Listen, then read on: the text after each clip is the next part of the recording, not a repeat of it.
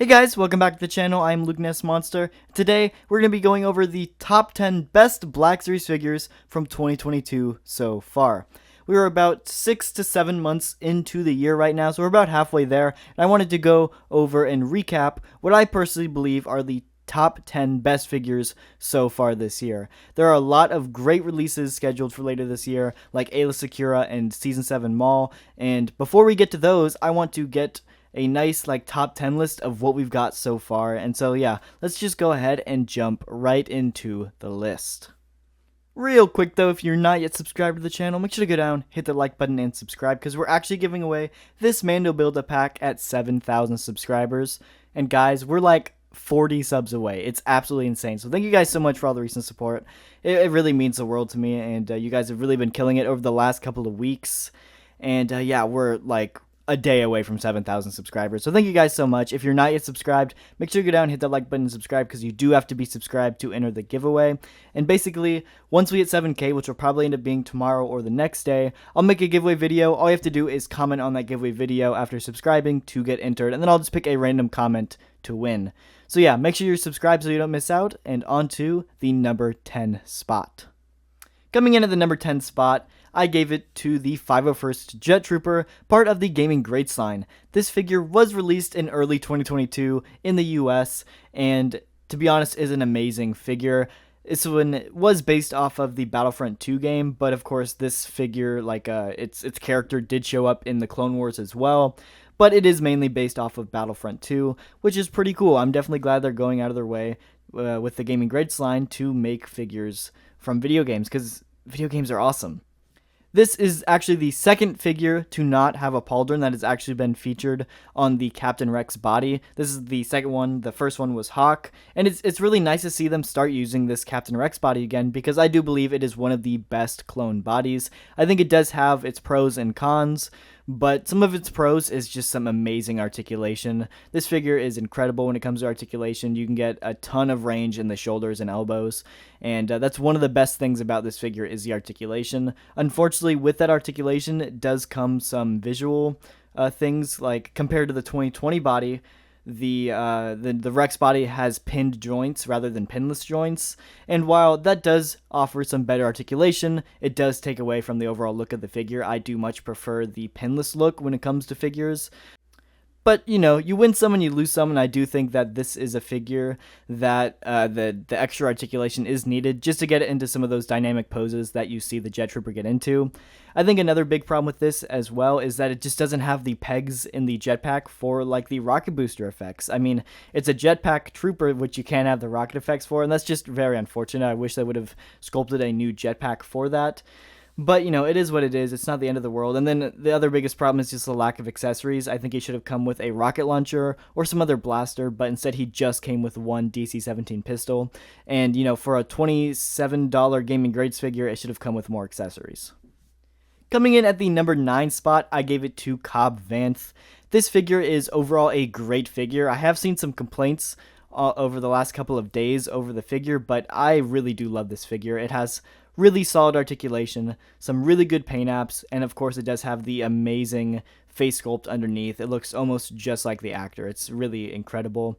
The biggest problem with this figure is the price. They did market this as a deluxe figure, yet it doesn't really come with deluxe accessories, or it's not like a bigger figure or anything like that.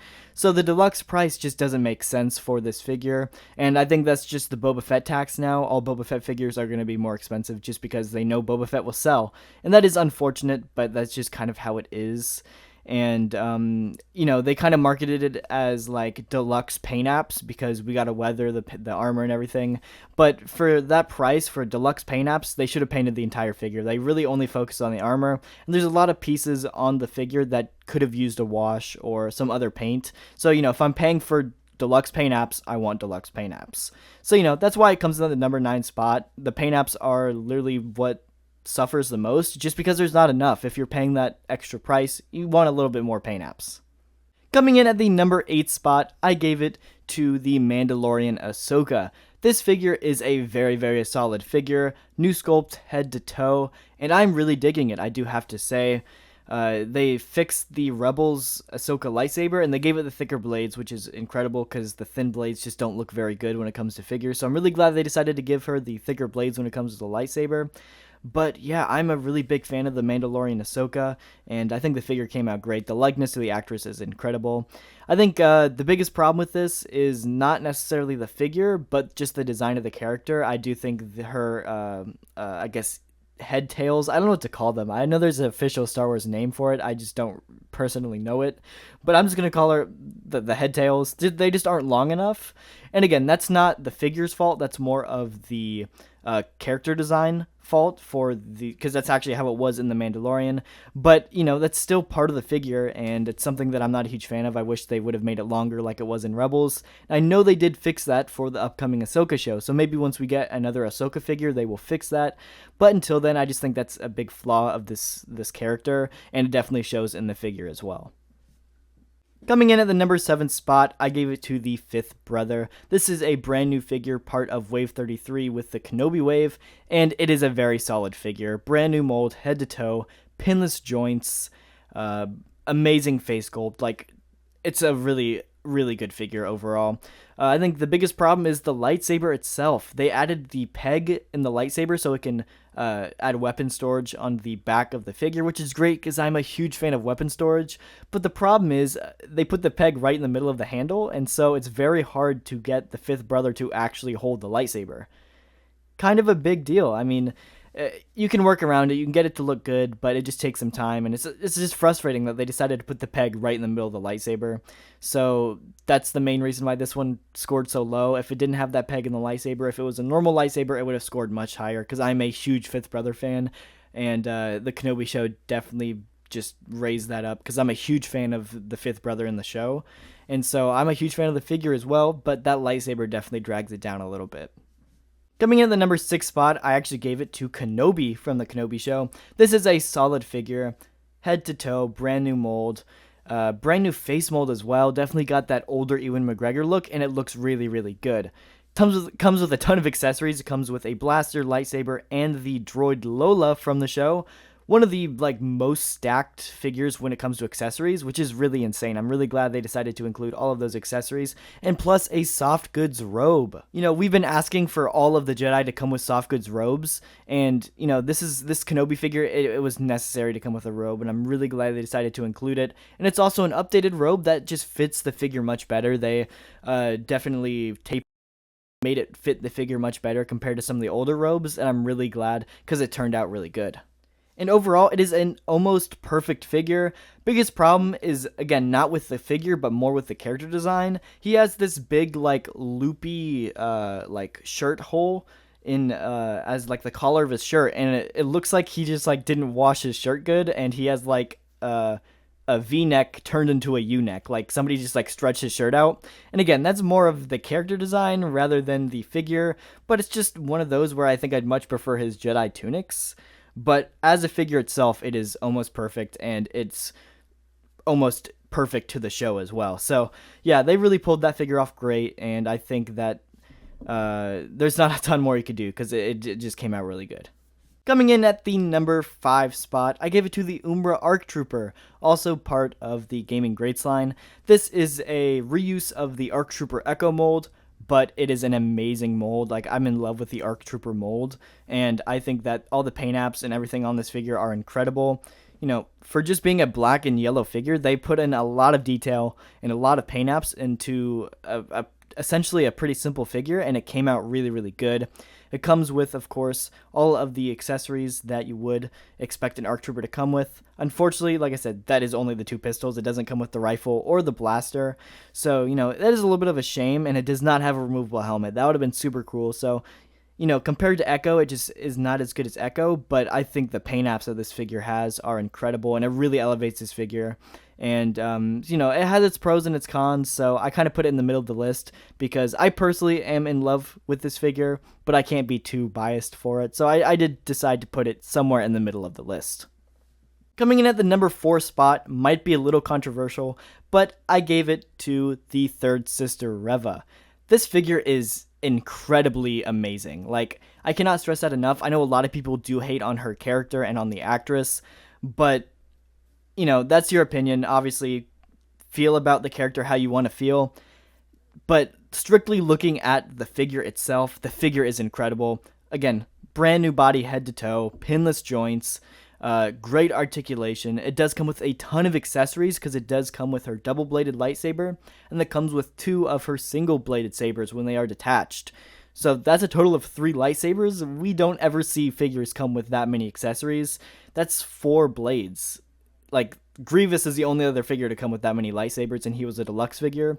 Then this figure also does have soft goods. The soft goods on some of these figures, they go over either really good or really bad, and this one came out perfectly. It like tucks in under her shoulder pads really, really nicely, and it almost looks seamless, and I just love how that was executed.